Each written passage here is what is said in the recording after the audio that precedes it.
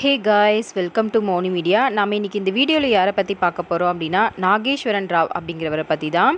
Cine இண்டஸ்ட்ரியில் இவரை எல்லாரும் நாகேஷ் அப்படின்னு கூப்பிடுவாங்க. ஆமாங்க, இன்றைக்கி இவரை பற்றி தான் இந்த வீடியோவில் டீட்டெயிலாக பார்க்க போகிறோம். இவரோட இயர்லி லைஃப் அப்படின்னு பார்த்தோன்னா, இவர் பிறந்து வளர்ந்தது எல்லாமே தாராபுரமில் தான். இவரோட அப்பா கிருஷ்ணன் ராவ் அண்ட் அம்மா ருக்மணி அம்மாள். இவர் தாராபுரம்லேருந்து தன்னோட வாழ்வாதாரத்தை தேடி மெட்ராஸ்க்கு வராரு. மெட்ராஸ்க்கு வந்ததுக்கப்புறமா இவர் தங்கியிருந்த ரூமில் அவரோட ரூம்மேட்ஸாக இருந்தது யார் யார் அப்படின்னு பார்த்தீங்கன்னா, கவிஞர் வாலி அவர்களும் ஆக்டர் ஸ்ரீகாந்த் அவர்களும். இவங்க 2 பேரும் அவரோட ரூம்மேட்ஸாக இருந்திருக்காங்க. இவர் சினிமாவுக்கு வரத்துக்கு முன்னாடி இந்தியன் ரயில்வேஸில் கிளர்க்காக ஒர்க் பண்ணிட்டு இருந்திருக்காரு. ஸோ இவருக்கு ஆக்டிங்கில் எப்படி இன்ட்ரெஸ்ட் வந்திருக்கு அப்படின்னு பார்த்தீங்கன்னா, இவர் கம்பராமாயணம் அப்படிங்கிற நாடகத்தை பார்த்துருக்காரு. அந்த நாடகத்தில் நடிக்கிறவங்கள பார்த்துட்டு இவருக்கும் நடிக்கணும் அப்படிங்கிற ஆசை இவருக்குள்ளே துளிர்விட ஆரம்பிச்சிருக்கு. ரயில்வேஸில் ஒரு கல்ச்சுரல் ப்ரோக்ராம் நடத்தியிருக்காங்க. அந்த ப்ரோக்ராமில் ஒருத்தர் ஸ்டொமக் பெயினால் ரொம்ப கஷ்டப்படுற மாதிரியான ஒரு கேரக்டர் இருந்திருக்கு. அந்த கேரக்டரில் இவர் ஆக்ட் பண்ணியிருக்காரு. அது மட்டும் இல்லாமல் இந்த கல்ச்சுரல் ப்ரோக்ராமோட சீஃப் கெஸ்ட்டாக நம்ம புரட்சித் தலைவர் எம்ஜிஆர் அவர்கள் தான் கலந்துட்டு இருந்திருக்காரு. ஸோ அவர் முன்னாடி இவர் தன்னோட ஃபஸ்ட்டு பர்ஃபார்மன்ஸை பண்ணியிருக்காரு. ஸோ அதுக்கப்புறமா இவர் ஒரு ட்ராமா ட்ரூப்பில் சேர்ந்து சின்ன சின்ன ரோலில் நடிக்க ஆரம்பிச்சிருக்காரு. இவரோட ஆக்டிங் இப்போ இருந்து தான் ஸ்டார்ட் ஆகுது. இது மாதிரி ட்ராமா ட்ரூப்பில் நடிச்சிட்டு இருந்த நம்ம நாகேஷ் அவர்களுக்கு 1958 ஒரு படத்தில் குட்டி ரோலில் நடிக்கிறதுக்கான ஒரு சான்ஸ் கிடச்சிருக்கு.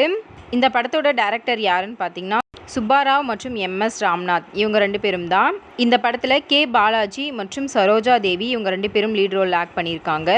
இந்த படத்தில் இவர் ஒரு குட்டி ரோலில் ஆக்ட் பண்ணியிருக்காரு. ஸோ இப்போ இருந்து தான் இவரோட சினிமா கெரியரே ஸ்டார்ட் ஆகுது. இது மாதிரி 1958 2008 வரைக்கும் 1000க்கும் அதிகமான படங்களில் இவர் ஒரு காமெடியனா, ஹீரோவா, சப்போர்ட்டிங் ஆக்டரா, வில்லனா இத்தனை கேட்டகரியிலையுமே ஆக்ட் பண்ணியிருக்காரு. இது மட்டும் இல்லாமல் இவர் தெலுங்கு, மலையாளம், ஹிந்தி, கன்னடா இந்த மாதிரி நிறைய லாங்குவேஜ்லையும் ஆக்ட் பண்ணியிருக்காரு. இவர் இத்தனை கேட்டகரியில் ஆக்ட் பண்ணியிருந்தாலும் இவர் காமெடியில் தான் ரொம்ப பேர் போனவராக எல்லாருக்குமே பிரபலமாக தெரிஞ்சிருப்பார். ஸோ இவர் எதை இன்ஸ்பயர் பண்ணி இந்த மாதிரி ஆக்ட் பண்ணியிருக்காரு அப்படின்னு பார்த்தீங்கன்னா, ஹாலிவுட் ஆக்டரான ஜெர்ரி லூயிஸ் இவங்களை இன்ஸ்பயர் பண்ணி தான் இவர் இந்த மாதிரி காமெடி ரோலில் எடுத்து ஆக்ட் பண்ணியிருக்காரு. அது மட்டும் இல்லாமல் நிறைய பேர் இவரை இந்தியாவோட ஜெர்ரி லூயிஸ் இவர் தான் அப்படின்னு சொல்கிற அளவுக்கு காமெடியில் அவரை மாதிரியே இவர் சூப்பராக ஆக்ட் பண்ணிட்டு இருந்திருக்காரு. அது மட்டும் இல்லாமல் இவர் அந்த டைமில் தமிழ் சினிமாவோட கிங் ஆஃப் காமெடி இவர் தான் அப்படின்னு சொல்லிட்டு நிறைய பேர் சொல்லிட்டு இருந்திருக்காங்க. அண்ட் இவருக்கு இன்னொரு பெருமையும் இருக்குது. அது என்ன அப்படின்னா, இவர் 3 தலைமுறையில் சினிமா நட்சத்திரங்களாக இருந்தவங்க கூட ஆக்ட் பண்ணியிருக்காரு. 1960s நம்ம எம்ஜிஆர் மற்றும் சிவாஜி கணேசன் இவங்களோட ஆக்ட் பண்ணியிருக்காரு. அண்ட் 1980s கமல்ஹாசன் மற்றும் ரஜினிகாந்த் இவங்களோட ஆக்ட் பண்ணியிருக்காரு. அண்ட் இவர் டெத் ஆகிறதுக்கு முன்னாடி நம்ம விஜய் மற்றும் அஜித் இவங்களோட ஆக்ட் பண்ணியிருக்காரு. இதில் இவர் அதிகமாக நம்ம புரட்சித் தலைவர் எம்ஜிஆர் மற்றும் நடிகர் திலகம் சிவாஜி இவங்க கூட தான் அதிகமாக ஆக்ட் பண்ணியிருக்காரு. ஸோ இப்போ இவர் என்னென்ன படங்களில் ஆக்ட் பண்ணியிருக்காரு, என்னென்ன படங்கள் டைரக்ட் பண்ணியிருக்காரு அப்படிங்கிறத பற்றி இந்த வீடியோவில் பார்க்கலாம். 1960 உத்தமி பெற்ற ரத்தினம், 1961 தாயில்லா பிள்ளை, 1968 நெஞ்சில் ஓர் ஆலயம். இந்த படத்தின் மூலமாக தான் இவர் தமிழ் சினிமாவில் கொஞ்சம் பிரபலமாக தெரிய ஆரம்பிக்கிறாரு. இந்த படத்தில் இவர் வார்ட்பாயாக வர மாதிரியான ஒரு கேரக்டரில் ஆக்ட் பண்ணியிருக்காரு.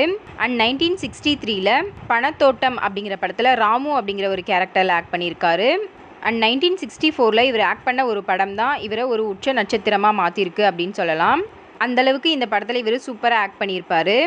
இந்த படம் பார்த்திங்கன்னா ஒரு காமெடி ட்ராமா மூவி தான். அண்ட் இந்த படத்தோட டைரக்டர் யாருன்னு பார்த்தீங்கன்னா, கிருஷ்ணன் பஞ்சு அவர்கள் தான். அண்ட் இந்த படத்தில் நம்ம நாகேஷ், முத்துராமன், KR விஜயா இவங்கெல்லாம் லீட் ரோலில் ஆக்ட் பண்ணியிருக்காங்க.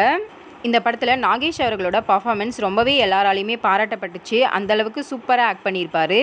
இவர் எந்த அளவுக்கு காமெடியில் எல்லாரையும் சிரிக்க வைக்கிறாரோ அதே அளவுக்கு இவர் சீரியஸாக ஆக்ட் பண்ணும்போது எல்லாரையுமே அழுவ வச்சிருவார். அந்தளவுக்கு ஒரு சூப்பரான ஆக்டர் இவர். இந்த படம் நிறையவே பாசிட்டிவான ரிவ்யூ வாங்கி நல்லாவே பாக்ஸ் ஆஃபீஸ் கலெக்ஷன் பண்ண ஒரு படமாக தான் அமைஞ்சிருக்கு. அதுதான் இவர் ஃபஸ்ட்டு ஹீரோவாக ஆக்ட் பண்ண சர்வர் சுந்தரம் அப்படிங்கிற படம். ஸோ இந்த படத்தில் இவரோட பர்ஃபார்மன்ஸ் பார்த்துட்டு அதுக்கப்புறமா இவருக்கு நிறைய மூவியில் கமிட் ஆகிறதுக்கான சான்சஸ் கிடச்சிருக்கு. அதிலிருந்து இவர் ஒரு குட்டி குட்டி ரோலில் இல்லாமல் ஒரு முழு காமெடியனாக நிறைய படங்களில் நடிக்க ஸ்டார்ட் பண்ணியிருக்காரு. அது மட்டும் இல்லாமல் இவர் ஒரு வருஷத்தில் மட்டுமே பார்த்திங்கன்னா 35க்கும் அதிகமான படங்கள்லையும் இவர் ஆக்ட் பண்ணியிருக்காராம். அந்தளவுக்கு ஒரு பிஸியான ஆக்டராக இருந்திருக்காரு. ஸோ இவர் 1965 1000ல் ஒருவன், ஆசை முகம், ஆனந்தி, எங்க வீட்டு பிள்ளை, காக்கும் கரங்கள், கலங்கரை விளக்கம், குழந்தையும் தெய்வமும், பஞ்சவர்ணக்கிளி, நீர்க்குமிழி, பூஜைக்கு வந்த மலர், திருவிளையாடல் இந்த படங்களில் ஆக்ட் பண்ணியிருக்காரு. இந்த திருவிளையாடலில் நம்ம சிவாஜி கணேசன் அவர்களுக்கும் இவருக்கும் நடக்கக்கூடிய ஒரு கான்வர்சேஷன் வேறு லெவலில் சூப்பராகவே ஹிட் ஆகி இருந்திருக்கும்.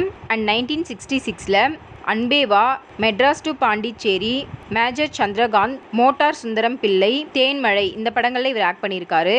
அண்ட் 1967 அனுபவி ராஜா அனுபவி, பாமா விஜயம், இருமலர்கள், நினைவில் நின்றவள், பட்டினத்தில் பூதம், தாய்க்கு தலைமகன் இந்த படங்கள்ல ஆக்ட் பண்ணியிருக்காரு. அண்ட் 1968 அன்று கண்ட முகம், ஜீவனாம்சம், பணக்கார பிள்ளை, தில்லானா மோகனாம்பாள், காதல் வாகனம் இந்த படங்கள்ல ஆக்ட் பண்ணியிருக்காரு. 1969 நம் நாடு திருடன் இந்த படங்கள்ல ஆக்ட் பண்ணியிருக்காரு.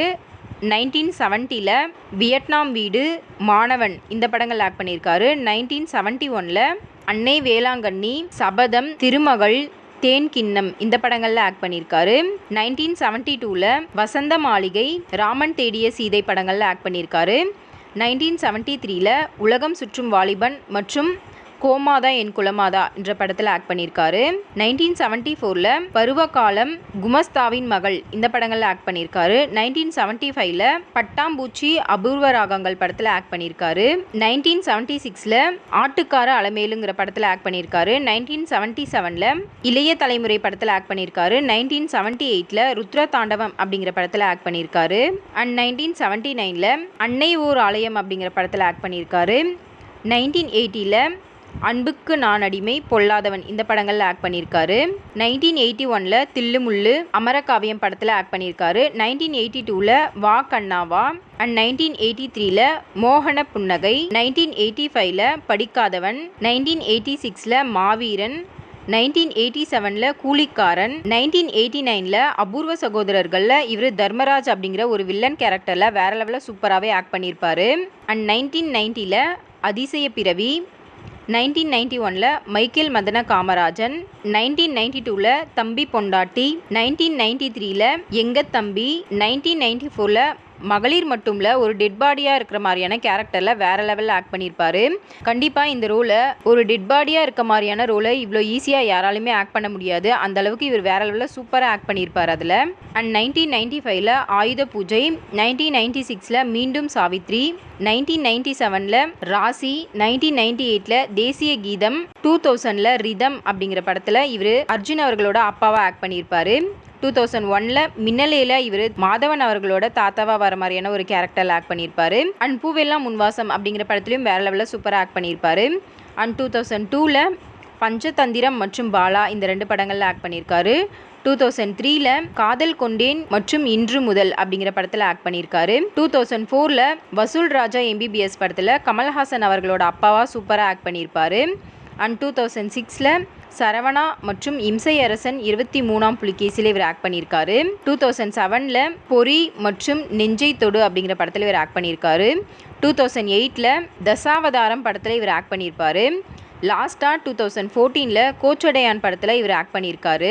அதாவது அனிமேஷன் ரோலில் இவர் ஆக்ட் பண்ணியிருப்பாரு. இவர் ஒரு 6 படங்களில் ஹீரோவாக ஆக்ட் பண்ணியிருப்பாரு. அது என்னென்ன படங்கள் அப்படின்னு பார்த்தீங்கன்னா 1964 வெளியான சர்வர் சுந்தரம், 1965 வெளியான நீர்க்குமிழி, 1966 வெளியான மோட்டார் சுந்தரம் பிள்ளை, அதே வருஷத்தில் சாது மிரண்டால், 1968 எதிர்நீச்சல், அண்ட் அதே வருஷத்தில் சோப்பு சீப்பு கண்ணாடி இந்த படங்களில் இவர் ஹீரோவாக ஆக்ட் பண்ணியிருக்காரு. இவர் 1985 ஒரு படத்தை டைரக்டும் பண்ணியிருக்காரு. இந்த படம் பார்த்தீங்கன்னா ஒரு ட்ராமா மூவி தான். அண்ட் இந்த படத்தை எம்ஆர்எம் அருணாச்சலம் அப்படிங்கிறவர் ப்ரொடியூஸ் பண்ணியிருக்காரு. இந்த படத்தோட ஹீரோ யாருன்னு பார்த்தீங்கன்னா நம்ம ஆனந்த் பாபு அவர்கள் தான். அண்ட் இந்த படத்தோட ஹீரோயினா ரம்யா கிருஷ்ணன் அவர்கள் கஸ்தூரி மற்றும் லலிதா அப்படிங்கிற 2 கேரக்டரில் டூயல் ரோலில் ஆக்ட் பண்ணியிருக்காங்க. இந்த படத்தோட மியூசிக் டைரக்டர் யாருன்னு பார்த்தீங்கன்னா MS விஸ்வநாதன் அவர்கள் தான். அண்ட் இந்த படத்தோட அசிஸ்டன்ட் டைரக்டர் யாருன்னு பார்த்தீங்கன்னா நம்ம KS ரவிக்குமார் அவர்கள் தான். இந்த படத்தோட ஒரு ஷூட்டிங் டைமில் ஒரு கன்ஷாட் வர மாதிரியான சீன் இருந்திருக்கு. அந்த சீனுக்காக இவங்க ப்ராக்டிஸ் பண்ணிட்டு இருந்திருக்காங்க. அப்போ ஆக்சிடென்டலாக ரவிக்குமார் அவர்கள் என்ன பண்ணியிருக்காரு அப்படின்னா ரம்யா கிருஷ்ணன் அம்மாவோட ஷோல்டரில் அந்த புல்லட் வந்து பட்டிருக்கு. அதை சர்ஜிக்கலாக ரிமூவ் பண்ணி எடுத்திருக்காங்க. இது ஒரு போலீஸ் கேஸும் ஆகியிருக்கு. ஆனால் அந்த டைமில் ரம்யா கிருஷ்ணன் அவர்களோட அம்மா இது ஒரு ஆக்சிடென்டலாக தான் நடந்தது அப்படின்னு சொன்னதுனால அந்த கேஸை வந்து ஃபைல் பண்ணாமல் விட்டுருக்காங்க. ஸோ இந்த படம் மிக்ஸ்டான ரிவ்யூ வாங்கி ஆவரேஜான பாக்ஸ் ஆஃபீஸ் கலெக்ஷன் பண்ண ஒரு படமாக தான் அமைஞ்சிருக்கு. அதுதான் இவரோட ஃபர்ஸ்ட் அண்ட் லாஸ்ட் டைரக்ஷன் மூவியான பார்த்த ஞாபகம் இல்லையோ அப்படிங்கிற படம். அண்ட் நம்ம நாகேஷ் அவர்களுக்கு இன்னொரு சிறப்பும் இருக்கு. அது என்ன அப்படின்னா 2013 நம்ம இந்தியாவில் அவரோட புகைப்படம் பதிச்ச ஒரு ஸ்டாம்பை வெளியிட்டு அவரை பெருமைப்படுத்தியிருக்காங்க. அண்ட் இது மட்டும் இல்லாமல் இவர் 1974 நம்ம தமிழ் சினிமாவோட சிறந்த விருதான கலைமாமணி அவார்டை இவர் வாங்கியிருக்காரு. அண்ட் 1994 நம்மவர் அப்படிங்கிற படத்துக்கு பெஸ்ட் சப்போர்ட்டிங் ஆக்டருக்கான நேஷனல் ஃபிலிம் அவார்டு இவர் வாங்கியிருக்காரு. அண்ட் அதே படத்துக்காக தமிழ்நாடு ஸ்டேட் ஃபிலிம் அவார்டும் இவர் வாங்கியிருக்காரு. அண்ட் 1995 ஃபிலிம்ஃபேரில் லைஃப் டைம் அச்சீவ்மெண்ட்கான அவார்டை இவர் வாங்கியிருக்காரு. அது மட்டும் இல்லாமல் நம்ம தமிழ் சினிமாவில் முதலாக பிரேக் டான்ஸ் அப்படிங்கிற ஒன்று அறிமுகப்படுத்தினதே நம்ம நாகேஷ் அவர்கள் தான். இவர் ஆக்ட் பண்ணுறது மட்டும் இல்லாமல் டான்ஸ்லையும் வேறு லெவலில் சூப்பராகவே பண்ணியிருப்பார்.